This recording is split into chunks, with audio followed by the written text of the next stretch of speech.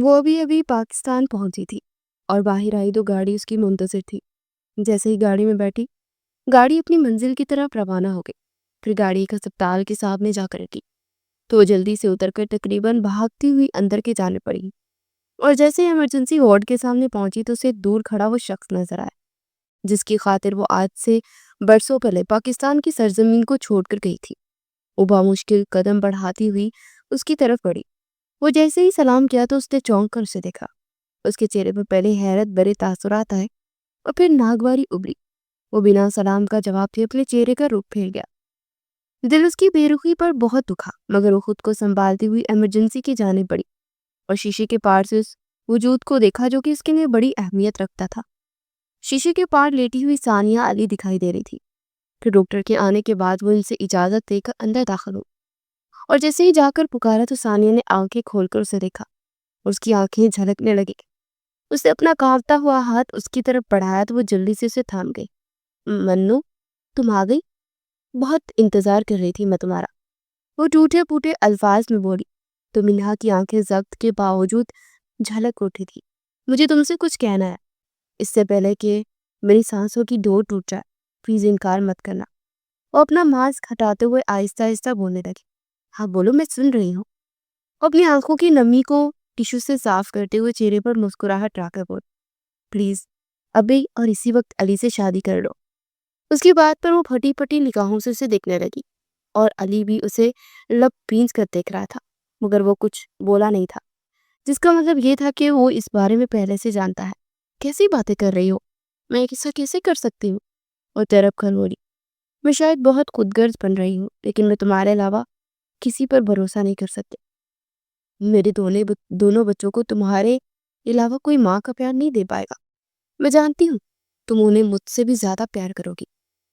اس کے ہاتھوں کو مضبوطی سے تھامے اکھڑتی سانسوں سے بولنے لگی، پلیز کچھ مت بولو، ابھی تمہیں آرام کی ضرورت ہے۔ اس کے ماتھے پر اپنا ہاتھ رکھتے ہوئے نم لہجے میں بولی، نہیں، میں آرام ہی کر رہی ہوں اتنے دنوں سے، اور اس کے بعد تو میں نے ہمیشہ کے لیے آرام میں ہی چلے جانا ہے۔ سکون سے اپنی قبر میں تبھی سو پاؤں گی جب میں اپنے بچوں کے بارے میں مطمئن ہو جاؤں گی۔ پلیز میرے بچوں کی ماں بن جاؤ، پلیز منو، ثانیہ نے کہا، اور اب کی بار اس کی آنکھوں سے آنسو گرنا شروع ہو چکے تھے۔ تم جیسا چاہو گی ویسا ہی ہوگا، منہا نے اس کا ہاتھ اپنے لبوں سے لگاتے ہوئے کہا۔ پھر ثانیہ کی خواہش پر اسی وقت نکاح خواہ کا انتظام کیا گیا۔ ہسپتال میں شاید وہ پہلی لڑکی تھی جو کہ اپنے شوہر کی شادی کروا رہی تھی۔ کچھ گھنٹوں میں ہی ثانیہ کی طبیعت مزید خراب ہونے لگی اور وہ غنودگی میں جا چکی تھی۔ وہ باہر بینچ پر آ کر مضطرب سی بیٹھ گئی، اور علی بے چین سا ادھر ادھر ٹہل رہا تھا۔ اسے دیکھتے ہوئے اپنے اس ماضی کے بارے میں سوچنے لگی جس کو سوچتے آج بھی اسے درد سا ہونے لگتا تھا۔ وہ علی اور ثانیہ ایک ہی یونیورسٹی میں پڑھتے تھے۔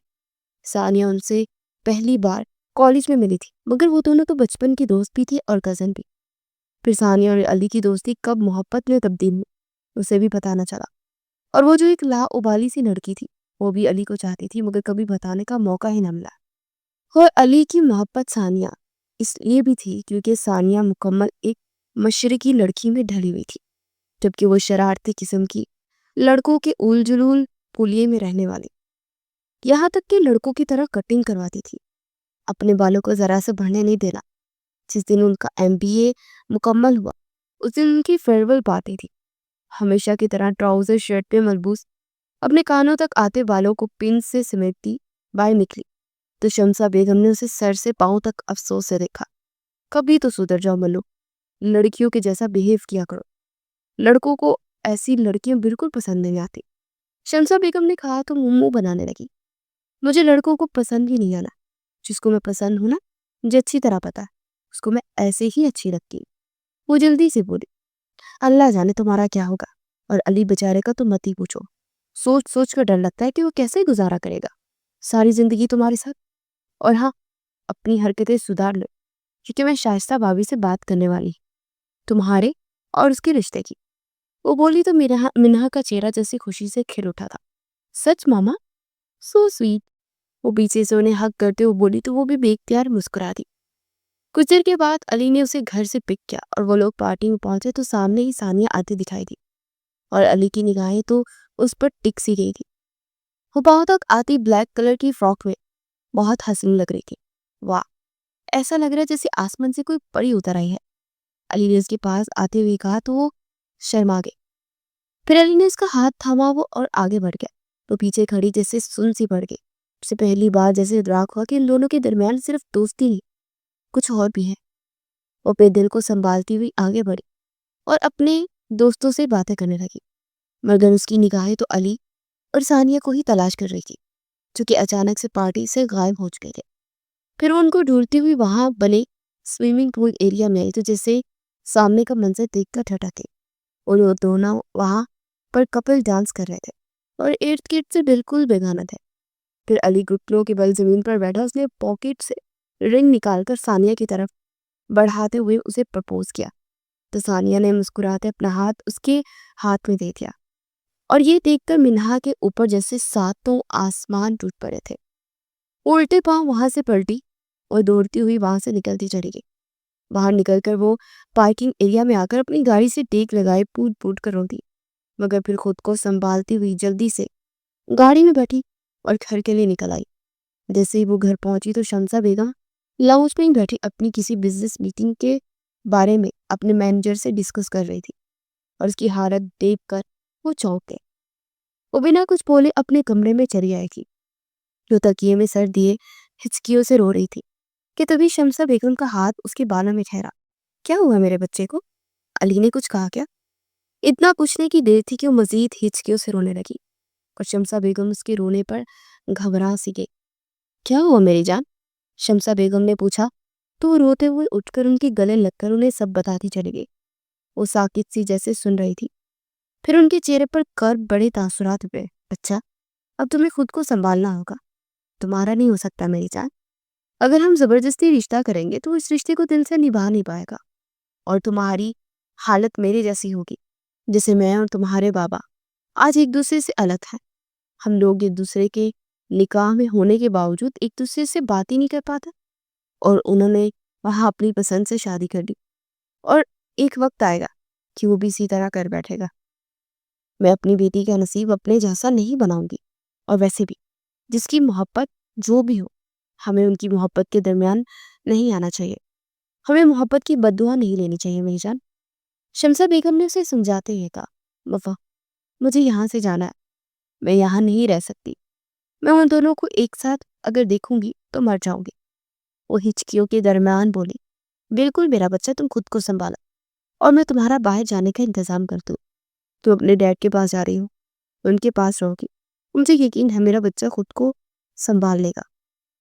شمسہ بیگم نے کہا، پھر سے سلا کر وہ اپنے کمرے کی جانب بڑھ گئی، مگر وہ سوئی کہاں، وہ تو بس سوتی ہوئی بنی تھی۔ پوری رات اس نے روتے ہوئی گزاری تھی، اور اگلی صبح وہ خود کو سنبھال چکی تھی۔ وہ ہمیشہ سے اتنی ہی مضبوط تھی، اور اس نے خود کو اپنے خول میں سمیٹ لیا تھا۔ شمسہ بیگم نے اس کے باہر جانے کا انتظام کروا دیا تھا، اور جس دن ثانیہ اور علی کی شادی تھی اس دن وہ ملک چھوڑ کر جانے والی تھی۔ شمسہ بیگم ثانیہ اور علی کی شادی پر پہنچی تو علی حیرانی سے انہیں دیکھنے لگا۔ پھوپھو، یہ آپ کی لاڈلی کہاں ہے؟ پتہ ہے پچھلے 10 دنوں سے میں نے اسے دیکھا تک نہیں ہے، روز فون پر بات کرتا ہوں تو کہتی ہے کہ میں بیزی ہوں، کسی مسئلے میں ہے، اور میں نے اس سے بتایا بھی کہ میری اور ثانیہ کی شادی ہے، اور وہ میڈم کہہ رہی تھی کہ میں اپنی ہائی اسٹڈی کے لیے اپلائی کر رہی ہوں تو اس لیے بیزی ہوں۔ اب اس کا کیا ارادہ ہے اور کہاں ہے، مجھے نظر نہیں آ رہی۔ علی نے ان کے پیچھے دیکھتے ہوئے سوال کیا۔ اس کی بات پر شمسہ بیگم نے بامشکل اپنے چہرے پر مسکراہٹ سجائی۔ ہاں، بس وہ اس کی ٹکٹ کنفرم ہو تو وہ ابھی اسی وقت لندن کے لیے جانے والی ہے، میں اسے ایئرپورٹ چھوڑ کر سیدھی شادی پر ہی آئے گی۔ شمسہ بیگم کی بات پر علی اور ثانیہ نے بے یقینی سونا دیکھا۔ یہ آپ کیا کہہ رہی ہیں؟ مجھے پتا ہے کیوں نہیں، وہ ایسے مجھ سے ملے بغیر کیسے جا سکتی ہے؟ اسے تو میں چھوڑ دوں نہیں، میں اس وقت جا رہا ہوں ایئرپورٹ، وہ تڑک کر بولا۔ اور پھر شمسہ بیگم کے لاکھ سمجھانے کے باوجود ثانیہ اور وہ ایئرپورٹ کے لیے نکل گئے تھے۔ وہ وہاں پہنچے تو تب تک منہا بورڈنگ پاس کر کے وہاں سے جا چکی تھی۔ علی نے وہاں جا کر ان لوگوں کی منت سماجت کی کہ ایک بار منہا سے ملنے دیا جائے، اور وہاں مائک پر اس نے منہا کو پکارا بھی، مگر منہا سننے کے باوجود اگنور کر دی، اپنی منزل کی طرف روانہ ہو گئی۔ کیونکہ وہ جانتی تھی کہ اگر وہ علی سے ملی تو اپنا ضبط کھو بیٹھے گی۔ کچھ ہی دیر میں فلائٹ روانہ ہوئی تو علی وہاں پڑے بینچ پر ڈھیسا گیا۔ دیکھا تم نے ثانی کیا کیا اس نے؟ میں اس کا بیسٹ فرینڈ تھا، اس نے مجھ سے ایک بار بھی ذکر نہیں کیا کہ وہ ابراڈ جانے والی ہے اور میری خوشی میں بھی شامل نہیں ہوں۔ ٹھیک ہے، اگر وہ ایسی ہے تو میں بھی ویسا ہی بنوں گا، میں بھی اس سے بات نہیں کروں گا۔ وہ اپنے آنسوؤں کو آستین سے صاف کرتے ہوئے بولا، مگر ثانیہ تو جیسے ساکت و جامد کھڑی تھی۔ اس کے دل میں جو اتنے دن سے ایک کھٹکا لگا تھا آج یقین میں بدل چکا تھا۔ اسے یقین آ چکا تھا کہ منہا علی سے محبت کرتی تھی اور شاید علی بھی کرتا تھا، مگر وہ سمجھ نہیں پایا تھا، اور منہا سمجھ آئی تو بیچ سے نکل گئی بنا بولے، بنا شکوہ کیے۔ ان دنوں سے ایک دو بار ملی تو بہت اداس اور ٹوٹی پھوٹی سی لگی تھی، مگر زبردستی وہ چہرے پر مسکراہٹ لاتی تھی اور یہ بات ثانیہ کو کھٹکتی تھی، مگر پوچھنے پر منہا اسے ٹال دیتی تھی۔ وہ لوگ واپس پہنچے، ان کا نکاح ہوگا اور وہ رخصت ہو کر علی کے ساتھ اس کے گھر آ گئی۔ علی اس بات کو لے کر اس کے گلے لگ کر بہت رویا، اور اسے وہ بہت محسوس ہوا کہ علی بھی کہیں نہ کہیں سے محبت کرتا تھا۔ وہ شاید یقین میں بدل چکا تھا، مگر وہ اس محبت کو پہچان ہی نہیں پایا تھا، کیونکہ اس کی آئیڈیل ثانیہ تھی۔ اس نے ثانیہ کو اپنی محبت جان لیا۔ وہ خود کو سنبھالتی ہوئی علی کو تسلی دینے لگی، اور اگلے دن صبح وہ شمسہ بیگم کے پاس پہنچی۔ اس کی جانے کی وجہ کیا تھی؟ ثانیہ نے سنجیدگی سے پوچھا۔ کچھ بھی وجہ نہیں تھی، بس میں چاہتی تھی کہ میری طرح بزنس وومن بنے، تو میں نے اس کو ہائی اسٹڈی کے لیے بھیج دیا۔ شمسہ بیگم نے نگاہیں چراتے ہوئے مسکرا کر کہا، اگر ایسی بات ہے تو یہ بات میری آنکھوں میں دیکھ کر کہیے نا آنٹی جی، آپ نے ہمیشہ مجھے اپنی بیٹی کہا ہے، تو آج اپنی بیٹی سے نگاہیں چرا کر کیوں بات کر رہی ہیں ایک ماں؟ اس نے دکھ سے دیکھتے ہوئے کہا، ایسا کچھ نہیں ہے، تمہیں غلط فہمی ہوئی ہے۔ شمسہ بیگم نے اپنا ماتھا مسلتے ہوئے کہا، مگر نگاہیں ابھی بھی نہیں ملائی تھی۔ جو بھی ہے مجھے سچ بتائیے۔ وہ سنجیدگی سے بولی تو وہ لب کچلتی ہوئی اسے دیکھنے لگی۔ کیا بتاؤں؟ وہ نم آنکھوں سے بمشکل مسکرائی۔ وہ علی سے محبت کرتی تھی نا؟ ثانیہ نے نم آنکھوں سے دیکھتے ہوئے پوچھا، تو شمسہ بیگم نے بنا کوئی جواب دیے سر جھکا لیا، اور ان کی خاموشی سے سب کچھ بتا چکی تھی۔ I'm really sorry، مجھے پتا ہوتا نا تو میں کبھی بھی علی کی طرف نہیں بڑھتی۔ وہ شمسہ بیگم کی گود میں سر رکھے روتے ہوئے بولی تھی، نہیں میرا بچہ، تم خود کو کیوں زید دے رہی ہو؟ تم میرے لیے میری بیٹی کی طرح ہو، اور اللہ پاک تمہیں خوش رکھے۔ اور وہ تم دونوں میں سے کسی سے ناراض نہیں ہے، بس وہ خود سے روٹھی ہوئی ہے اور خود کو سنبھالنا چاہتی ہے، اور تمہاری خوشیوں کو نظر نہ لگ جائے اس کی، اس لیے وہ یہاں سے چلی گئی۔ دیکھنا کچھ عرصے کے بعد وہ گھلی چنگی ہو کر واپس آ جائے گی۔ شمسہ بیگم نے کہا، اس کا فون آئے تو اسے یہی کہا کہ مجھ سے بات کرے، ورنہ میں زندگی پر بات نہیں کروں گی۔ ثانیہ نے اپنے آنسو صاف کرتے ہوئے کہا، تو شمسہ بیگم نے سر اس بات پہ ہلا دیا۔ پھر وہ اٹھ کر واپس گھر چلی گئی۔ ان کا ولیمہ بھی خیر و عافیت سے ہو چکا تھا، اور علی اور وہ ہنی مون کے لیے چلے گئے، اور علی خود کو سنبھال چکا تھا، مگر کبھی کبھار وہ کافی اداس ہو جاتا تھا، اور اکثر اس سے اس کی باتیں کرتا۔ وہ چپ چاپ اسے سنا کرتی تھی۔ کئی بار شمسہ بیگم کے گھر ثانیہ کی فون پر بات ہوئی تھی، اور وہ دونوں نے بس روتے ہوئے ایک دوسرے سوری ہی بولا تھا، اور دونوں کے پاس جیسے بولنے کے لیے کچھ تھا ہی نہیں۔ پھر شادی کے 2 سال بعد اسے خوشخبری ملی، تو اس نے جب یہ خوشخبری منہا کو سنائی تو بہت زیادہ خوش ہوئی، اور کتنے عرصے کے بعد اس کے لہجے میں ایک کھنک تھی۔ تم آؤ گی نا؟ ثانیہ نے پوچھا تو وہ چپ ہو گئی۔ ہاں، وہ بس کچھ عرصے تک آؤں گی، اس نے بات کو ٹال دیا۔ پھر وہ عرصہ کبھی نہ آیا۔ اللہ پاک نے اسے 2 جڑواں بچوں سے نوازا۔ وہ واپس نہیں آئی، بلکہ اپنی طرف سے یہاں کافی زیادہ گفٹ بھیجے، جو اسے شمسہ بیگم کے ذریعے معلوم ہوا کہ علی نے باہر پھنکوا دیے تھے، جس کے بعد پھر اس نے کبھی رابطہ نہیں کیا۔ اور پھر آج سے 1 ہفتہ پہلے اسے ثانیہ نے ایک میل کی، جس میں اس نے اپنے بلڈ کینسر کا ذکر کرتے اسے پاکستان آنے کو کہا۔ وہ یہ سنتے جیسے پاگل ہو چکی تھی، اور ثانیہ کی خبر گیری چڑھی وہ آج پاکستان آئی، مگر ثانیہ نے اس کا نکاح ہی کر دیا تھا اس شخص سے جو اب اس کی شکل تک دیکھنا پسند نہیں کرتا تھا۔ ڈاکٹر کی آواز پر وہ ماضی سے ہال میں واپس آئے۔ I'm sorry Mr. Ali, she is no more، doctor نے کہا تو علی نے کرب سے آنکھیں مچ لی، اور وہیں منہا نے پاس دیوار کا سہارا لیتے اپنے منہ پر ہاتھ رکھتے اپنی چیخوں کا گلا گھونٹا۔ پھر کچھ دیر کے بعد وہ لوگ ثانیہ کی میت کو لے کر گھر پہنچے، تو جیسے آغا مینشن میں کہرام سمجھ گیا تھا۔ اس आंखें तो जामिद सी बस सानिया के मुर्दा वजूद को देख रही थी, और अब से तब तक उसका एक एक मंजर उसकी आंखों के सामने लहरा रहा था। उसके सामने वही हंसती मुस्कुराती उसकी बेस्ट फ्रेंड सानिया आ रही थी। उसकी आंखों से एक आंसू नहीं टपक रहा था, बस उसकी चारपाई के पास बैठी उसे देखे जा रही थी। शमसा बेगम अरली की वालदा नफीसा बेगम ने उसे रुलाने की कोशिश भी की, मगर उसके एहसासात जैसे मुंजमद हो चुके थे। तो जब सानिया की मैयत को उठाया गया तो त्योरी होकर गिरी थी और बेहोश होती चली गई। जब उसे होश आया तो वो शमसा बेगम के गले लगकर तरप तरप कर रो दी। मम्मा, मेरी नजर लग गई, उसे मैंने नहीं चाहता ऐसा, मैं तो उसे हमेशा जिंदगी की दुआ दी थी मम्मा। और शमसा बेगम के गले लगी वो तरप तरप कर रो दी। उसकी हालत पर शमसा बेगम और नफीसा बेगम भी रो दी थी। बस करो मेरी बच्ची, हम जानते हैं वो इतनी ही उम्र लिखवा कर आई थी, अब तुम्हें खुद को संभाल कर उसके बच्चों को और अली को संभालना होगा। नफीसा बेगम ने कहा तो वो एकदम चौंकी। हसन, हुसैन कहाँ है? उसने तड़प कर पूछा। फिर वो तेजी से उठी और भागती हुई अली की तरफ की जाने भागी तो बच्चे वहां जमीन पर खिलौनों के साथ खेल रहे थे। वो 2.25 साल के बच्चे ये बात जानते ही नहीं थे कि उनकी माँ इस दुनिया से जा चुकी है। वो इन्हें अपने सीने से लगाए तरप तरप कर रो दी। बच्चे अफ्तार के लिए तैयार नहीं थे और वो भी रोने लगे। फिर वो खुद को संभालते उन्हें चुप करवाती बेड पर ले आए और कुछ देर के बाद उससे फ्री हो चुके थे। थोड़ी देर गुजरी तो अली कमरे में दाखिल हुआ। मिना ने सर उठाकर उसे देखा। बड़ी हुई शेव और सुर्ख आंखें उसके दिल का हाल बयान कर रही थी। उसने पास आकर अपने दोनों बच्चों को बारी बारी चूमते अपने साथ अदाया और फिर वो फ्रेश होने चला गया और मिन्हा बच्चों को सुलाने लगी।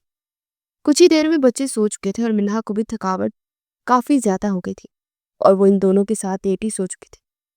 अली फ्रेश होकर बाहर निकला और बेड पर लेटी मिन्हा को देखकर एकदम ठटक गया। फिर चलता हुआ पास आया और उसके चेहरे को देखने लगा, जिसको देखने के लिए वो 5 वर्ष से तरस रहा था। कितना बदल चुकी थी वो। हिजाब में मुकीद चेहरा उसे बहुत सोबर और संजीदा बना रहा था।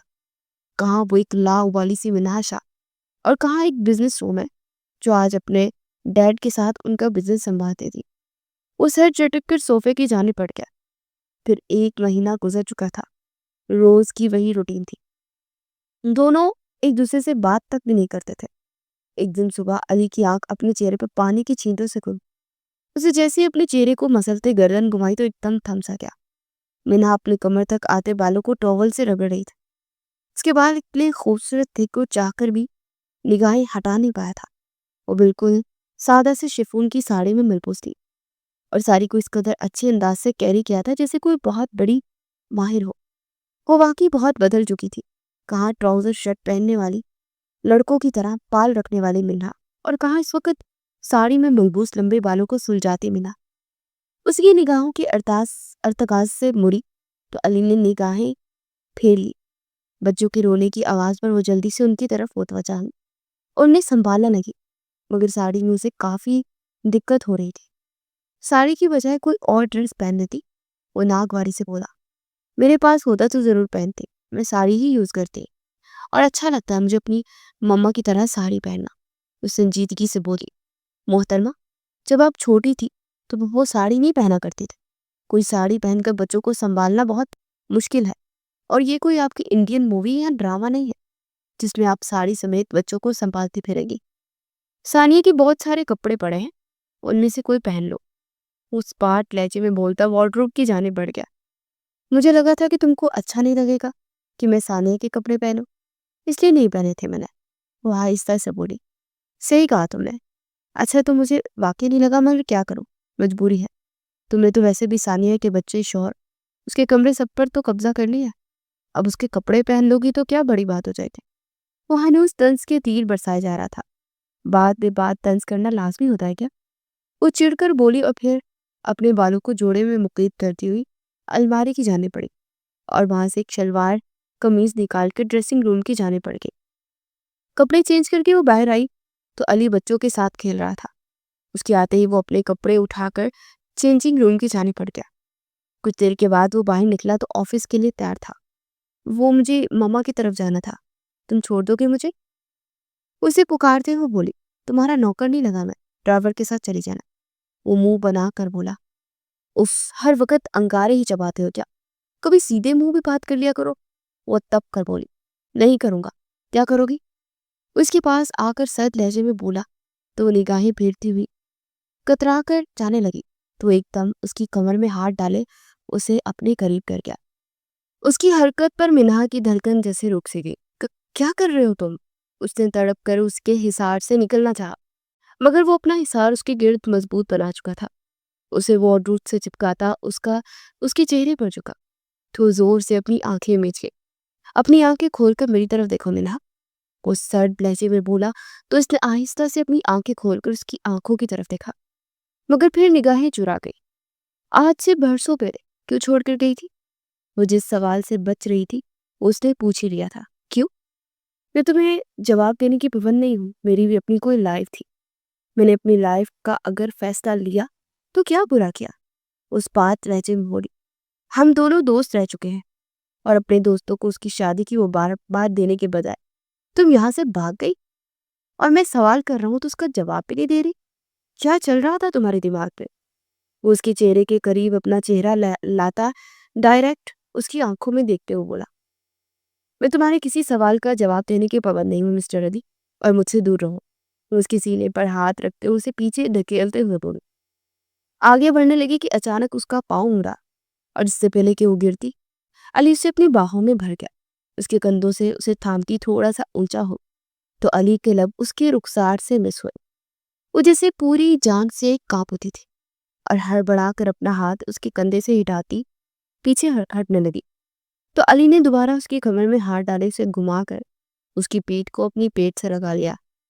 جب تک تم میرے سوال کا جواب نہیں دیتی یہاں سے کہیں نہیں جاؤ گی، وہ کہتے ہوئے اس کی گردن پر اپنے سلگتے ہوئے لب رکھ گیا۔ وہ اس کے لمس سے تڑپ اٹھی اور خود کو چھڑوانے کی کوشش کرنے لگی۔ تمہاری ہر کوشش ناکام ہے مسز منہا علی، مجھے میرے سوال کا جواب دے دو، میں تمہیں چھوڑ دوں گا۔ اس کے رخسار کو لبوں سے چھوتے ہوئے بولا، ہٹو پیچھے، تم مردوں میں کبھی وفا نہیں ہوتی۔ تمہاری بیوی کو فوت ہوئے ابھی کچھ دن ہوئے ہیں اور تم اس سے محبت کرتے تھے نا، اور آج اس کی محبت کو فراموش کیے میرے ساتھ رومانس کر رہے ہو؟ وہ غصے سے بولی تو علی کی گرفت ڈھیلی ہو گئی، اسے چھوڑتا ہوا پیچھے ہوا اور پھر لمبے لمبے دھن پڑتا وہاں سے نکلتا چلا گیا۔ وہ روتی ہوئی بیڈ پر آ کر بیٹھ گئی اور سائڈ ٹیبل پر پڑی ثانیہ کی تصویر کو دیکھنے لگی۔ میں نہیں تمہاری جگہ لینا چاہتی، پلیز آئی ایم سوری، اس کی تصویر کو گلے سے لگائے روتے ہوئے بولی۔ پھر دروازہ نوک ہونے پر وہ جلدی سے آنسو صاف کرتے دروازے کے پاس آئی۔ وہ بڑی بیگم صاحب آپ کو بلا رہی ہے، وہ کہہ رہی ہے کہ بچوں کو لے کر آ جا، ناشتے کر لے۔ باہر ملازمہ تھی، اس نے دروازہ کھولتے ہی اس کو پیغام دیا، ہاں ایک بچے کو اٹھا لو، چلتے ہیں نیچے۔ وہ کہتی ہوئی پلٹی اور پھر ملازمہ کے ساتھ بچوں کو لے کر نیچے آ گئی۔ علی اپنی چیئر پر بیٹھا ناشتہ کر رہا تھا، اس کے ساتھ والی چیئر پر بیٹھی وہ بچوں کو ناشتہ کروانے لگی۔ منہا بیٹا آپ انہیں چھوڑ دو، ان کو سکینہ دیکھ لے گی۔ نفیسہ بیگم نے کہا، کوئی بات نہیں ممانی، میں کر لوں گی۔ وہ ہلکا سا مسکراتے ہوئے بچوں کو کھلانے کے ساتھ ساتھ خود بھی کھانے لگے۔ بیٹا آپ آفس جوائن کریں گی؟ کیونکہ وہاں تو اپنی ڈیڈ کا فزنس آپ سنبھالتی تھی، عثمان صاحب نے پوچھا۔ نہیں ماما، فی الحال تو میرا ایسا کوئی ارادہ نہیں، کیونکہ میں بچوں کے ساتھ زیادہ سے زیادہ ٹائم سپینڈ کرنا چاہتی ہوں۔ وہ ہلکا سا مسکرا کر بولی تھی، جیسا آپ چاہیں بیٹا، لیکن اگر آپ کو اپنی ماما کا بزنس سنبھالنا ہے تو ہمیں کوئی پرابلم نہیں ہے، اور بچوں کو ملازمت سنبھال لے گی۔ عثمان صاحب نے پھر سے کہا، مجھے لگتا ہے کہ اگر ماں بزنس کی طرف توجہ دینے لگے تو بچوں کی طرف توجہ کم ہو جاتی ہے، اور میں نہیں چاہتی کہ میرے بچوں کی طرف سے کسی قسم کی کوئی کوتاہی ہو۔ ثانیہ نے مجھے ان کی ذمہ داری دی ہے اور میرے لیے اس سے بڑھ کر اور کچھ نہیں ہے، نہ ہی میرے خواب اور نہ ہی میرے دل کے خواہشات۔ وہ بولتی ہوئی علی سمیت سب کو حیران کرتی، جیتی رہو میرا بچہ، ثانیہ نے واقعی بہت اچھا فیصلہ کیا ہے، اللہ پاک تمہیں ہمت دے، نفیسہ بیگم نے نم لہجے میں دعا دیتے ہوئے کہا تو ہلکا سا مسکراتے کھانے کی طرف متوجہ ہو گئی۔ علی ساتھ ساتھ کھانا کھا رہا تھا مگر کھوجتی نگاہوں سے اسے بھی دیکھ رہا تھا، نہ جانے اس کے چہرے پر کیا تلاش کرنا چاہ رہا تھا۔ پھر سر جھٹک کر وہ اٹھا اور اپنا کوٹ پہن کر باہر کر گیا، بنا نے اسے خدا حافظ بھی نہیں بولا تھا، اور یہ بات نفیسہ بیگم کئی دنوں سے نوٹ کر رہی تھی کہ دونوں کے درمیان ابھی تک اجنبیت کی دیوار نہیں گری ہے، کیونکہ انہیں لگا تھا کہ دونوں دوست بھی رہ چکے ہیں، تو جلد ہی ایک دوسرے کی جانب متوجہ ہو جائیں گے۔ کچھ دیر کے بعد وہ ڈرائیور کے ساتھ اپنی موم کی طرف آ گئی تھی۔ کچھ دیر ان کے ساتھ گزاری اور واپس گھر آئی تو نفیسہ بیگم بچوں کو لیے بیٹھی ہوئی تھی۔ سلام کرتی ہوئی بچوں کے ساتھ وہ کھیلنے لگی۔ ایک بات بولو بیٹا، نفیسہ بیگم نے کہا تو وہ چونک کر ان کی جانب دیکھنے لگی۔ جی ممالی، بالکل، اس میں پوچھنے والی کیا بات ہے؟ وہ جلدی سے بولی۔ بیٹا، بچوں کے ساتھ ساتھ اگر علی پر بھی توجہ دو تو مہربانی ہوگی۔ میرا بچہ بہت ٹوٹ گیا ہے، اسے بھی تم ہی سنبھال سکتے ہیں۔ اس کی جانب اپنے قدم بڑھا، اپنے رشتے کو بڑھا۔ نفیسہ بیگم کی معنی خیز باتوں کو وہ سمجھ رہی تھی، مگر اپنے دل کا کیا کرتی، جس بات پر ماننے کو تیار ہی نہیں تھا۔ وہ جانتی تھی کہ علی کی محبت صرف اور صرف ثانیہ ہے اور وہ ان دونوں کے بیچ نہیں آنا چاہتی تھی، چاہے ثانیہ اس دنیا میں ہی کیوں نہ ہو، مگر وہ اس کی جگہ نہیں لینا چاہتے تھے۔ کیا ہوا بیٹا، کس سوچ میں گم ہو؟ تم نے میری بات کا جواب نہیں دیا۔ نفیسہ بیگم نے امید بھرے لہجے میں پوچھا۔ جی آنٹی، میں کوشش کروں گی، وہ آہستہ سے بولی، پھر بچوں کے ساتھ بزی ہو گئی۔ شام کو علی گھر پہنچا تو وہ بچوں کو سیریلیک کھلا رہی تھی۔ اس کے چہرے پر کافی تھکن تھی اور علی جانتا تھا کہ بچے کافی زیادہ تنگ کرتے ہیں اور رات کو بھی وہ ایک سوتا تھا تو دوسرا جاگتا تھا۔ وہ بہت تھکی تھکی لگ رہی تھی۔ رات کا کھانا کھانے کے بعد وہ لیپ ٹاپ پر بیٹھا اپنا کام کر رہا تھا جبکہ وہ بچوں کو سلا رہی تھی۔ ساتھ تھے اسے نیند کے جھونکے بھی آ رہے تھے، مگر بچے بھی آج جیسے قسم کھا چکے تھے کہ سونا نہیں ہے۔ علی نے لیپ ٹاپ بند کیا اور بیڈ کی دوسری سائڈ پر آ کر حسین کو اٹھا لیا۔ دونوں نے مل کر انہیں سلایا اور منہا سلاتے سلاتے بھی خود بھی سو چکی تھی۔ وہ بیڈ گراؤنڈ سے ٹیک لگائی سنجیدگی سے اس کے چہرے کو تکتا گیا۔ پھر اس نے دوسری جانب کروٹ لی تو چونک کر اپنا ماتھا مزلتا اٹھ کر سگریٹ پینے کے ارادے سے دوسری جانب آیا اور دراز سے سگریٹ نکالنے کے لیے جھکا ہی تھا کہ نگاہ پھر سے منہا پر پڑی۔ اس کے بالوں کی لٹ لبوں کو چھو رہی تھی۔ وہ بے اختیار پاس بیٹھا اس کی لٹ کو کان کے پیچھے اٹستے پیچھے ہونے ہی والا تھا کہ منہا نیند میں اس کا ہاتھ تھام کر اس پر اپنا رخسار رکھا۔ علی نے ہاتھ کھینچنے کی کوشش کی مگر اس نے مزید اپنی گرفت کو مضبوط کر لیا۔ وہ گہرا سانس بھرتا، اس کے قریب ہی نہیں دراز ہوتا، اس کو دیکھتے آنکھیں موند گیا۔ دل اس کی قربت کا مطمئن ہو رہا تھا۔ وہ اپنے جذبات کس طرح قابو کیے بیٹھا تھا یہ وہی جانتا تھا، اور پھر اس کے ساتھ نیم دراز ہوتا کب سویا اسے خود بھی پتہ نہ چلا۔ اس کے بالوں کی مہک شاید اس کے لیے سکون کا باعث بنی تھی۔ کتنے دنوں کے بعد وہ ایسا پرسکون سویا تھا۔ کچھ دیر کے بعد منہا سیدھی ہوتی اس کے کندھے پر سر رکھ گئی تو وہ بھی سیدھا ہو کر لیٹتا اسے اپنے حصار میں لے گیا۔ منہا کی آنکھ کھلی تو اس نے بے اختیار اپنے قریب لیٹے علی کو دیکھا جو کہ اپنی باہوں میں اسے بھرے ہوئے تھا۔ منہا کی دھڑکن جیسے تھم سی گئی۔ وہ بس اب تک اسے ہی دیکھے جا رہی تھی جو اس کی دھڑکنوں میں بستا تھا۔ اپنا ہاتھ بڑھا کر اس کے چہرے کو چھونا چاہا تو نگاہ سامنے ثانیہ کی تصویر پر پڑی تو لب کچلتے ہاتھ پیچھے ہٹاتی اس کے حصار سے نکلنے لگی، مگر وہ اسے مزید خود میں بھیج گیا۔ وہ اپنی منتشر ہوتی دھڑکنوں کو قابو کرتی بھرپور مزاحمت کرتے اس کی حصار سے نکلنے کی کوشش کر رہی تھی کہ علی کی نیند ٹوٹ گئی۔ وہ موندی موندی نگاہوں سے اسے دیکھتا سیدھا ہوا۔ وہ جلدی سے اٹھ کر بیٹھتی خود کو سنبھالنے لگی۔ شرم نہیں آتی آپ کو؟ اس طرح کیوں آ کر میرے ساتھ لیٹ سکتے ہیں آپ؟ غصے سے بولی تھی، اپنے بال سمیٹ کر اٹھنے لگی، مگر علی نے اس کی کمر میں ہاتھ ڈال کر اسے پہلو میں گرایا اور سنجیدگی سے اسے دیکھنے لگا۔ کیا بدتمیزی علی، غصے سے بولتی اٹھنے لگی، مگر علی نے اسے اپنے حصار میں قید کر لیا تھا۔ مجھے سکون چاہیے منو، اس کے بالوں کو کھولتے اپنا چہرہ چھپاتے جس بات سے بوجھل لہجے میں کہتا اس کا دل دھڑکا گیا۔ منہا اپنے اسے پیچھے دھکیس دی، جلدی سے جا کر بیڈ سے نیچے کھڑی ہو گئی۔ علی نے ناگواری سے اسے دیکھا، پھر چلتا ہوا اس کے مقابل آیا، اسے بازو سے کھینچ کر وارڈروب سے لگاتے اسے خونخوار نگاہوں سے دیکھنے لگا۔ جب مجھ میں انٹرسٹ ہی نہیں ہے تو شادی کرنے کی کیا ضرورت تھی؟ وہ تلخ لہجے میں بولا۔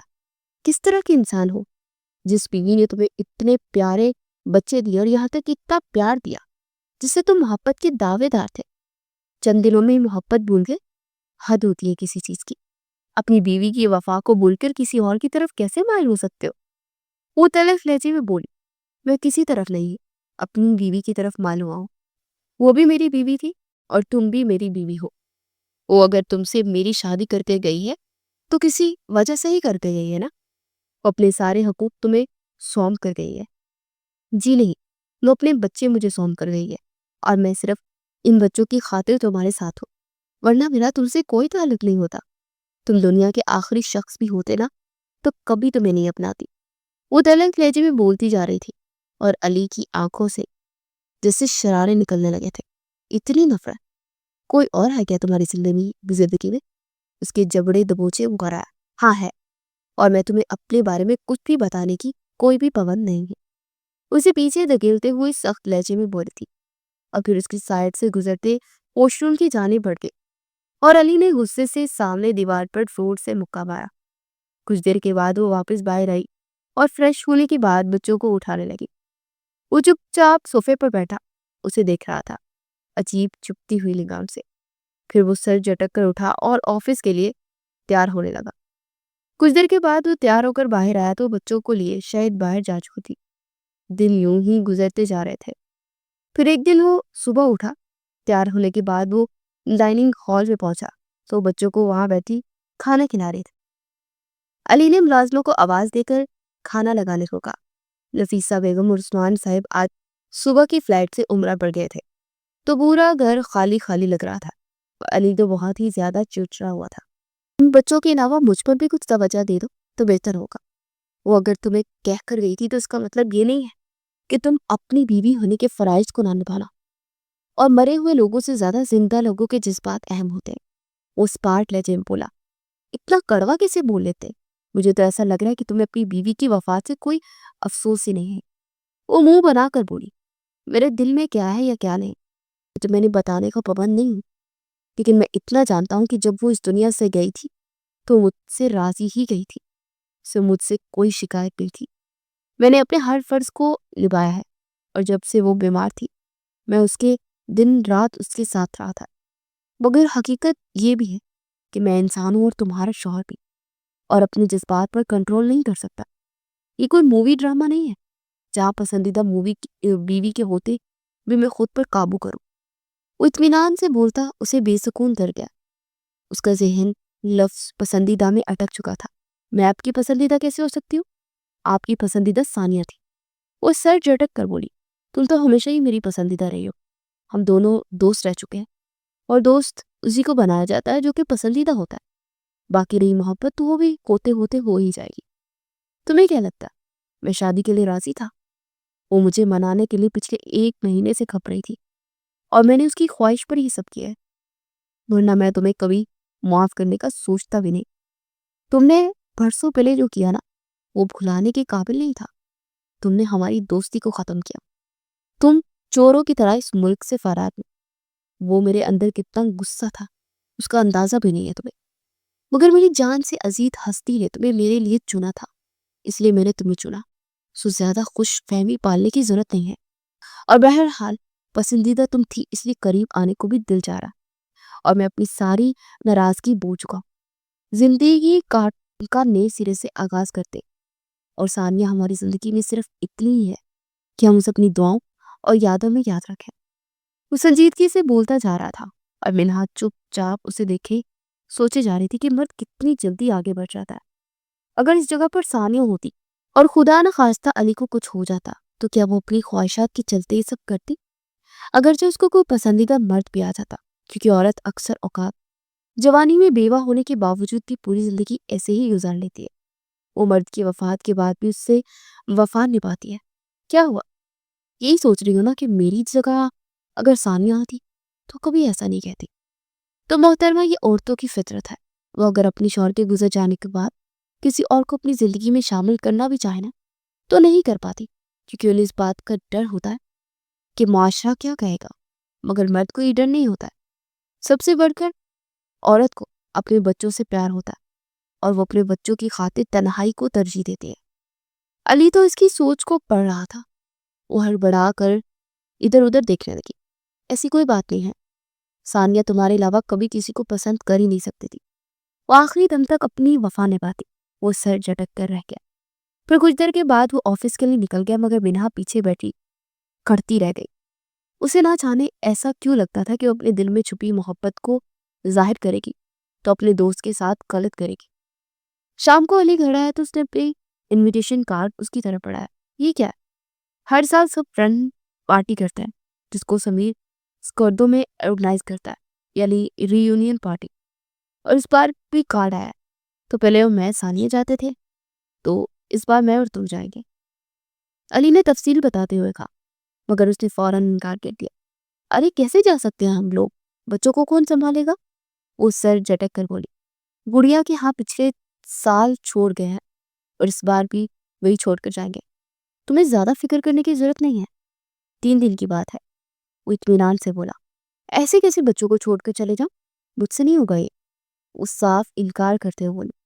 مگر گڑیا نے آ کر اسے منا کر ہی دم لیا. اگلے دن وہ صبح صبح اسلام آباد سمیر کے گھر کے لیے نکل گئے تھے، اور وہاں جب پہنچے تو سمیر بھی ریڈی تھا اور باقی سب لوگ بھی سمیر کے گھر آ چکے تھے. ان لوگوں نے ایک بڑی سی گاڑی کرائی تھی. سب لوگ فلائٹ کے ذریعے بھی وہاں جا سکتے تھے. یہ سب کرنے کی کیا ضرورت تھی؟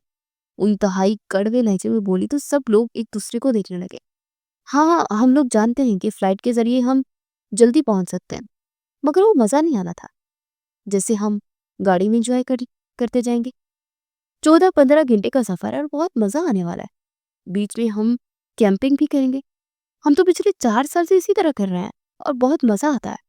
تم تو یہاں تھی ہی نہیں، مگر ہمیں امید ہے کہ تم بہت انجوائے کرو گے. سمیر کی بیوی عریشہ نے کہا، جو کہ ان لوگوں کی ہی کلاس فیلو رہ چکی تھی. پھر کچھ دیر کے بعد وہ لوگ اسکردو کے لیے نکل گئے تھے، اور راستے میں رات کو انہوں نے ایک جگہ سٹے کرنا تھا، اور وہاں ایک ڈھابا تھا، اور اس کے علاوہ دور تک کوئی آبادی نہیں تھی بلکہ جنگلات ہی جنگلات تھے. انہوں نے وہاں پر ایک کیمپ لگائے. کھانا کھانے کے بعد وہاں ایک مقامی ڈانسر نے ڈانس کیا اور سب لوگ انجوائے کر رہے تھے، مگر وہ دونوں چپ چاپ گم سن سے بیٹھے ہوئے تھے. علی کے چہرے کی اداسی بتا رہی تھی کہ وہ ثانیہ کو بہت مس کر رہا. اور کچھ دیر کے بعد وہ وہاں سے اٹھ کر اپنے ٹینٹ پہ چلا گیا. ایک بات بولوں، برا تو نہیں مانو گی؟ عریشہ نے اس کے پاس آ کر کہا. نہیں بولو نا، وہ بامشکل چہرے پر مسکراہٹ لاتے ہوئے بولی. وہ دونوں ایک دوسرے سے بہت محبت کرتے تھے، مگر جب وہ لوگ یونین میں آتے تھے نا، بہت انجوائے کرتے تھے، اور باتوں ہی باتوں میں تمہارا ذکر بھی ہوتا تھا. علی کو تمہارا ذکر کرنا بہت تکلیف دیتا تھا، اور ثانیہ اس کے بیچ ہمیشہ اس بات پر لڑائی رہتی تھی. وہ آج یہاں پر شاید وہی سب کچھ یاد کر رہا ہے، مگر تم اگر چاہو تو اسے اس غم سے نکال سکتی ہو. ثانیہ کی یادیں تو کبھی نہیں جا سکتی اس کے دل سے، مگر تم اس کے دل پر مرہم تو رکھ سکتی ہو نا، اپنی محبت سے. عریشہ نے اس کے ہاتھ پر ہاتھ رکھ کر کہا. تو وہ ناگوائی سے اس کا ہاتھ چٹکی. تم نے سوچا بھی کیسے کہ میں ثانیہ کی جگہ لوں گی؟ میرا اور اس کا رشتہ صرف ایک بنیاد پر بنا، اور وہ ہے بچے. میں نے اور کسی وجہ سے اس سے شادی نہیں کی ہے، اور میں سے وہ کبھی پیار نہیں دوں گی. ہمارے درمیان کبھی محبت نہیں ہوگی. وہ غصے سے بولی. جھوٹ بولتی ہے تو. میں جانتی ہوں کہ تم علی سے محبت کرتی تھی، اور یہ بات مجھے ثانیہ نے خود بتائی تھی کہ تم اس ملک کو چھوڑ کر اس لیے گئی تھی کہ تم علی سے محبت کرتی تھا. اسے ثانیہ کا ہوتا ہوا نہیں دیکھ سکتی تھی. جانتی بھی ہو ثانیہ اس بات پر کتنا روتی تھی. اسے لگتا تھا کہ وہ انجانے میں تم دونوں کے بیچ آ گئے ہیں، جبکہ ایسا بالکل نہیں تھا. علی نے تو صرف محبت کی تھی ثانیہ سے، مگر تمہاری وجہ سے وہ ہمیشہ اس خوشیوں کو ادھورا محسوس کرتی رہی. کاش کہ تم یہاں سے جانے سے پہلے ایک بار یہ سوچا ہوتا. ہم جب کسی کو ایک گلٹ میں جینے کے لیے چھوڑ کر جاتے ہیں نا، تو زندگی پر خوش رہتے ہوئے ایک اذیت محسوس کرتے ہیں. عریشہ نے تلخ لہجے میں کہا تو وہ فق چہرے سے اسے دیکھتی چلی گئی. پھر عریشہ کے جانے کے بعد وہ مڑی، مگر وہاں ساکت و جامد کھڑے علی کو دیکھ اس کے قدم جیسے لڑکھڑا سے گئے. علی غصے سے وہاں سے پلٹا اور ایک سائڈ پر جانے لگا. وہ تڑپ کر اس کی طرف آ گئی. علی پلیز میری بات سن لو. وہ چلاتی ہوئی اس کے پیچھے جا رہی تھی، مگر وہ غصے سے آگے بڑھتا جا رہا تھا. پلیز علی ایک بار میری بات تو سن لو. اس کے قریب جا کر اس کے سامنے کھڑے ہوتے ہوئے راستہ روک گئی تھی. کچھ کرنا باقی رہ گیا کیا؟ تم مجھ سے محبت کرتی تھی، کیوں نہیں بتایا تم نے؟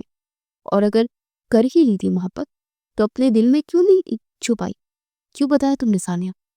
میں آج تک سمجھ ہی نہ پایا کہ وہ کیوں راتوں کو اٹھ کر روتی تھی، اور ہمیشہ میرے دل سے تمہارے لیے بدگمانیاں ختم کرنے کی کوشش کرتی رہی، اور یہاں تک کہ اپنے مرنے سے قبل تمہارے سپرد کر کے گئی تھی مجھے.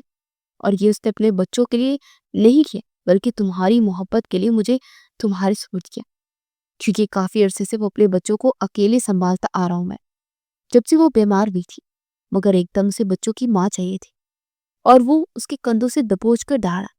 وہ منہ پر ہاتھ رکھ کے ہچکیوں سے رونے لگی۔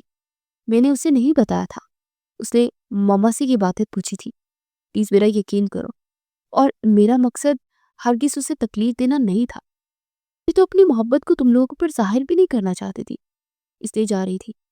میں نہیں چاہتی تھی کہ میری نظر لگ جائے تم دونوں کی خوشیوں کو، مگر لگ گئی تمہاری نظر۔ تمہارے دل میں جو خاموشی تھی وہ بد دعا بن کر ہماری خوشیوں کو کھا گئی۔ 2 سال تک ہم اپنی اولاد کے لیے ترس رہے، جب اللہ نے اولاد دی تو مجھے چھوڑنے کی تیاری پکڑ چکی تھی۔ وہ چلا کر بولا تو وہ تڑپ اٹھی۔ میں نے کبھی بد دعا نہیں دی، میں تو ہمیشہ تم لوگوں کو اپنی دعاؤں میں یاد رکھتی تھی، قسم لے لو مجھ سے چاہے۔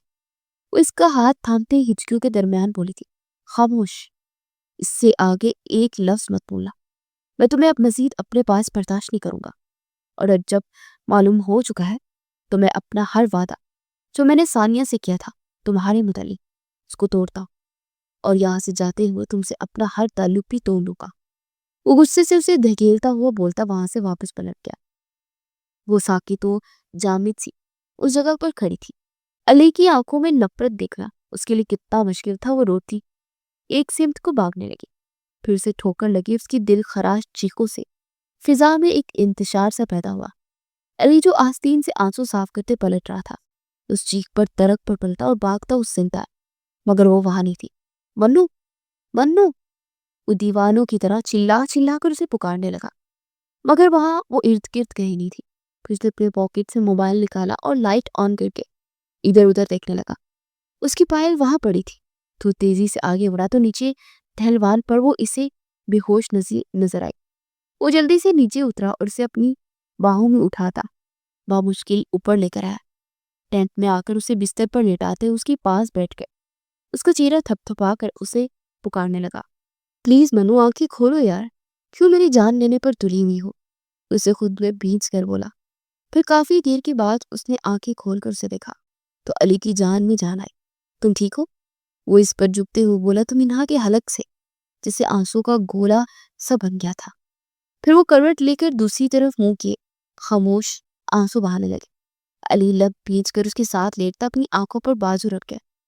پوری رات وہ سو نہیں پائے تھے، مگر صبح جا کر علی کی آنکھ لگ گئی تھی جو کہ ہچکیوں کی آواز سے کھلی تھی۔ وہ آنکھیں مسلتے ہوئے اسے دیکھنے لگا جو کہ گھٹنوں میں سر دیے رو رہی تھی۔ اس کے قریب ہوتا اس کے سر پر ہاتھ رکھے اپنی طرف سے متوجہ کروا گئے۔ اسے سر اٹھا کر اسے بھیگی آنکھوں سے دیکھا تو علی بے چین سا ہو گیا۔ اٹھو، منہ ہاتھ دھو لو اور اپنا موڈ بھی سیٹ رکھنا، میں نہیں چاہتا کہ ہم دونوں کی وجہ سے سب لوگوں کا یہ ٹرپ خراب ہو۔ وہ سنجیدگی سے بولتا اٹھ کھڑا ہوا۔ کچھ دیر کے بعد وہ دونوں باہر نکلے، سب لوگ انہی کے منتظر تھے۔ ناشتہ کرنے کے بعد وہ لوگ اپنی منزل کی طرف رواں دوا ہو گئے۔ وہ دونوں گاڑی میں سب سے پچھلی سیٹ پر گم سم بیٹھے باہر کے مناظر میں بظاہر کھوئے ہوئے تھے، مگر اندر کس قدر طوفان مچا تھا وہ دونوں ہی جانتے تھے۔ دوپہر تک وہ لوگ اسکردو پہنچ چکے تھے۔ ہوٹل پہنچے اور سب لوگ اپنے اپنے کمروں میں چلے گئے۔ کچھ دیر سب لوگوں نے آرام کرنا تھا، پھر رات کو ایک پارٹی تھی جہاں پر باقی لوگ بھی ملنے والے تھے۔ وہ تیار ہو کر بلیک کلر کی ساڑی میں باہر نکلی تو علی سے دیکھ کر تھمسا گیا۔ کہاں وہ لڑکوں والے بال رکھنے والی منہا، اور کہاں اب کی منہا جس کے بال کمر کو چھو رہے تھے۔ وہ سر جھٹک کر باہر کی جانب بڑھا اور جب وہ پارٹی میں پہنچے تو سب کی نگاہیں ان کی طرف ہی تھی۔ وہ ہر ایک مختلف باتیں کر رہا تھا۔ علیشا کے فورس کرنے پر وہ دونوں ڈانس بھی کر چکے تھے۔ پھر ایک ٹیبل پر بیٹھے ہی تھے کہ ربی ان کے پاس آیا جو کہ ہمیشہ سے علی کا دشمن رہا تھا۔ کیا بات ہے ڈوڈ، تمہاری تو قسمت بڑی خوب ہے، ہماری یونیورسٹی کوئی خوبصورت ترین لڑکیاں تمہاری بیسٹ رہی تھی اور پھر بیویاں بھی، صحیح موجے لگی ہے تمہیں۔ ربی کی بات اور بے باک نگاہیں پر علی کا غصے سے برا حال ہو گیا۔ وہ اٹھ کے اس کے گریبان سے پکڑ کر اسے زور سے پیچھے دھکیل گیا۔ اپنی گندی نگاہ میری بیوی پر مت ڈالنا ورنہ نکال پھینکوں گا اسے۔ وہ دہاڑا پھر منہا کا ہاتھ تھام کر دوسرے کونے میں لے آیا۔ وہ بھی بیٹھی تھی کہ علی کا بزنس پارٹنر بھی وہاں آ گیا۔ اس سے باتیں کرتے وہ آگے بڑھ گئے اور کچھ ہی دیر کے بعد ایک ویٹر جوس کا گلاس منہا کے سامنے رکھ گیا۔ منہا کو کافی زیادہ پیاس لگی تھی اور اس نے وہ گلاس لبوں سے لگایا اور آہستہ آہستہ اس کی گھونٹ پڑنے لگی. اسے ذائقہ تھوڑا ترش سا لگا مگر اس نے بھی سارا ختم کر دیا. کچھ دیر کے بعد اسے اپنا سر گھومتا ہوا محسوس ہوا. وہ اپنے سر کو تھامے اٹھی اور لڑکھڑاتے ہوئے چلنے لگی مگر آنکھوں کے سامنے اندھیرا چھا گیا. اسے سر جھٹک کر اس اندھیرے کو جھٹکنا چاہا مگر ناکام رہی اور وہ گرنے ہی والی تھی کہ علی نے جلدی سے اسے تھام لیا اور اسے آنکھیں چپک چپک کر جسے مسکرا کر دیکھ رہی تھی. علی کو معلوم ہو چکا تھا کہ ضرور اس نے کچھ ایسا ویسا کھا پی لیا کہ نشے میں تھی. وہ ایک دم سے گود میں اٹھا تھا باہر کی جانے پڑا. چھوڑو مجھے ڈانس کرنا تھا، وہ منہ بسورتے ہوئے بولے. وہ لب تینچ کر ناک کی سیٹ میں چلتا اپنے کمرے میں آر سے بیڈ پر لٹا کر منڈے ہی لگا تھا کہ وہ جلدی سے اس کا ہاتھ تھام کر کھینچ کر پاس بٹھاتے اس کی گردن پر باہیں مائل کرتی مخمور نگاہوں سے دیکھنے لگا. علی لب پیچھے اس کے دو آشنا گروپ سے نگاہیں چرانے لگا مگر دوسری پل اس کے رخسار پر اپنے لب رکھتی اسے مسئلہ سو کر چکی تھی. علی کو اپنی دھڑکنیں کانوں میں سنائی دینے لگی مگر اب وہ اس کے دوسرے رخسار پر لب رکھتے اس کی دھڑکن کو روک چکی تھی. سو جا من، اس کی باہوں کو نرمی سے ہٹاتے اسے لٹانے لگا تھا. پھر جیسے اس نے اپنی آنکھیں بند کی تو اٹھنے لگا مگر وہ کھینچ کر اسے بٹھا دی اسے روٹھے ہوئے انداز میں دیکھنے لگی. اب کیا ہے؟ وہ جھنجھلا کر بولا. میری کس واپس کرو. وہ منہ بنا کر بولی. واٹ؟ کس کیسے واپس کرتے؟ اب تم نے خود ہی کی ہے، میں کیسے واپس کروں؟ اس کی بات پر تب کر بولا. مجھے کس واپس کر کے جاؤ. وہ منہ پھیلا کر بولتی اپنا رخسار اس کے چہرے کے قریب لے آئے. علی سے پٹاس آ گیا. صبح بات کریں گے. Good night. وہ تھوک نکلتی چلتی سے بولتا اٹھنے لگا مگر وہ کھینچ کر بٹھاتی اس کی گردن میں دوبارہ بائیں مائل کیے ناراضگی سے دیکھنے لگی. یو آر سو مین علی، تم ہمیشہ سے ایسا ہی کرتے. پتہ ہے جب میں تمہیں ہر برتھڈے پر گفٹ دیتی تھی مگر تم میری برتھڈے پر ریٹرن گفٹ نہیں دیتے تھے، کنجوس کہیں کے. لیکن اس بار میں اپنی کس واپس لے کر نہیں پہوں گی، تمہیں میری کس ریٹرن کرنی ہوگی. وہ کہتی ہے اپنا رخسار اس کے لبوں کے اتنے قریب لے آئی کہ علی کے لب ہلکے سے مس ہوئے. اس کے بالوں کی مہک سے مدہوش ہوتا اسے اپنے حصار میں لیتا کھوتا چلا گیا. اگلی صبح جب آنکھ کھلی تو اس کے سینے پر سر رکھ کے سو رہی تھی. علی نے رات کا منظر یاد کیا تو زور سے لب پیچ گیا. پھر آہستہ سے اسے تکی پر سیدھا کرتا اٹھ کر واش روم کی جانے پڑ گیا. وہ فریش ہو کر باہر نکلا تو منہا اپنا سر تھامے بیٹھی تھی. اسے دیکھتے ہی وہ لب کچلتے نگاہیں چراتی اٹھ کر فریش ہونے چلی گئی. وہ بھی آج کی فلائٹ سے گھر واپس کے لیے نکلنا تھا. ناشتہ کرنے کے بعد وہ گھر کے لیے نکلے اور دوپہر تک وہ لاہور پہنچ چکے تھے. پورا راستہ دونوں نے ایک دوسرے سے بات تک نہیں کی بلکہ نگاہیں چراتے رہے اور منہا کا یوں نگاہیں چرانا اسے سمجھا رہا تھا کہ وہ کچھ نہ کچھ رات کے بارے میں سمجھ چکی تھی. علی گمسم سا ثانیہ کی تصویر کے سامنے کھڑا تھا کہ اچانک اسے اس تصویر کے اندر منہا کا عکس دکھائی دیا. وہ اپنی آنکھوں کو صاف کرتے ہوئے پلٹا تو اپنی انگلیاں چٹکھاتے ہوئے وہی کھڑی تھی. رات جو کچھ ہوا مجھے نہیں کچھ یاد مگر کچھ تو ہوا میرے بیچ. وہ لب کچلتے ہوئے بولی. بچی نہیں ہوں، سمجھ سکتی ہوں کہ کیا ہوا میرے بیچ اور کچھ غلط نہیں ہوا. مجھے ایسا کرنے پر کوئی شرمندگی نہیں ہے، بیوی ہو تم میری. وہ تلخ لہجے میں بولا مگر یہ بولنا شاید خود کو تسلی دینا تھا. ثانیہ کی محبت کو اتنی جلدی فراموش کیسے کر سکتے ہو تم؟ وہ کرب سے بولی. ثانیہ سے ہی محبت نہیں تھی، تم سے بھی کی تھی.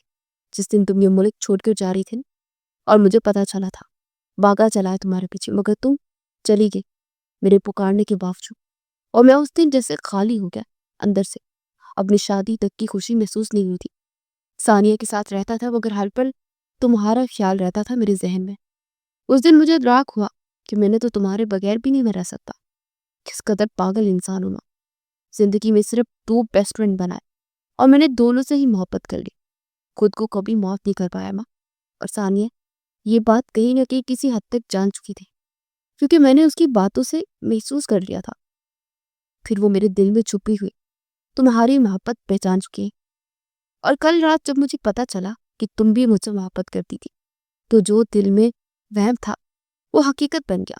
خود کو ہر دن کوستا ہوں کہ کیسے 2 لڑکیوں سے محبت کر سکتا تھا. میں نے ہمیشہ یہی کوشش کی کہ خود کے دل کو سمجھاؤ کہ میں صرف ثانیہ کا، مگر میرا دل مانتا ہی نہیں تھا. اس कसक के साथ मेरी जिंदगी भर मुझे जीना था कि मैं सानिया के साथ बेवफाई कैसे कर गया। वो फट पड़ा।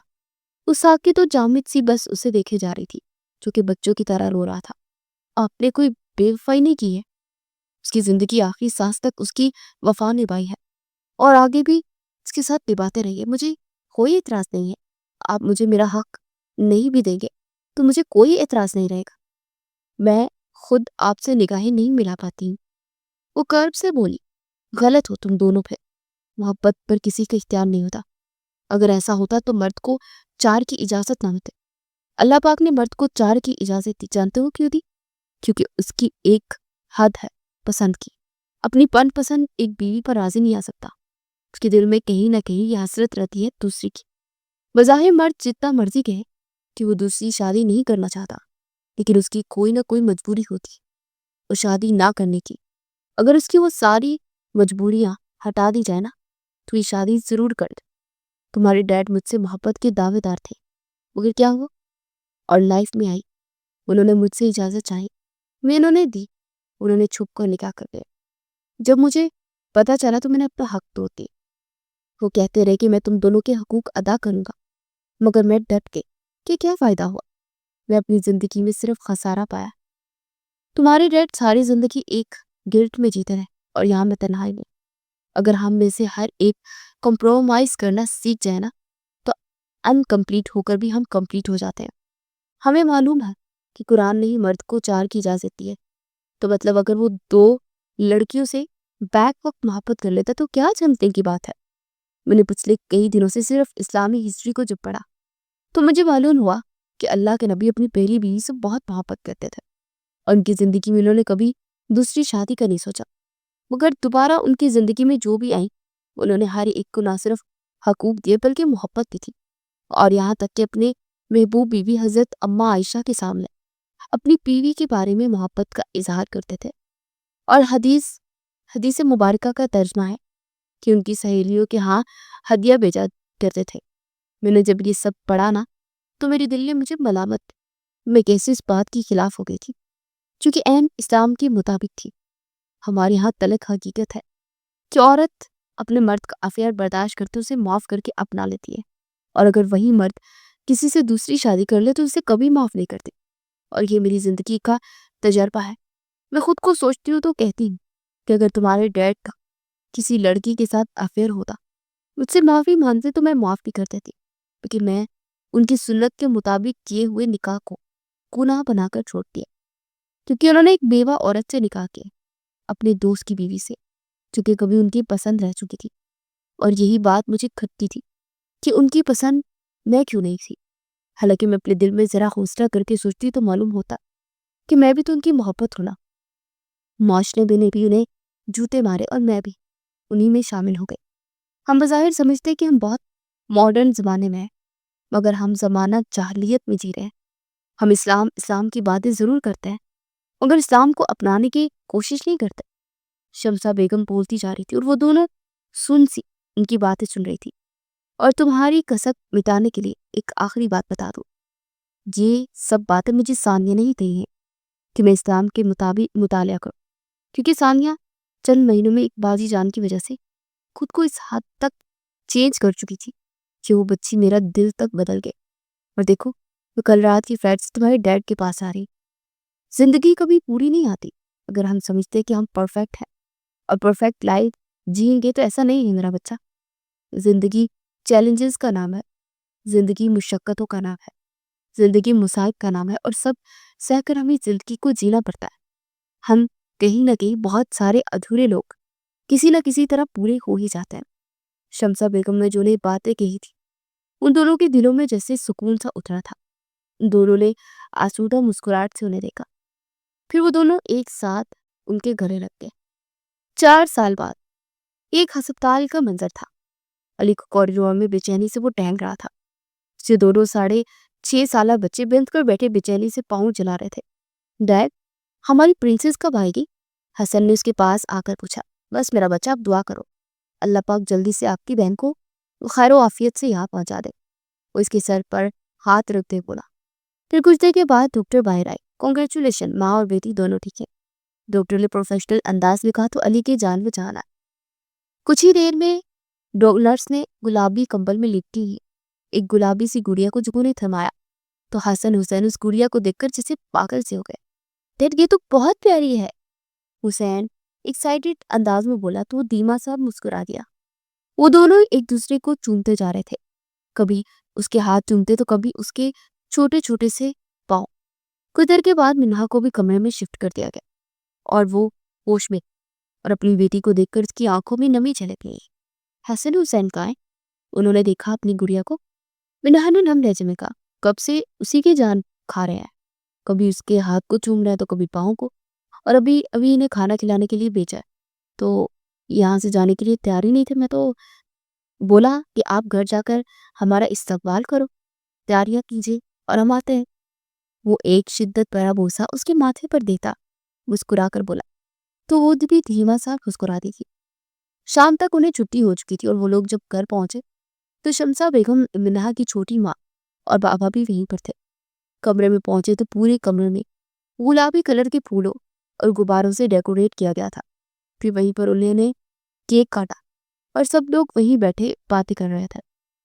حسن حسین تو اپنی پرنسس کے پاس بیٹھے تھے، اس کے ایک ہاتھ کو تھامے اس سے باتیں کر رہے تھے۔ ان دونوں نے نم آنکھوں سے سامنے مسکراتی ہوئی ثانیہ کی تصویر کو دیکھا۔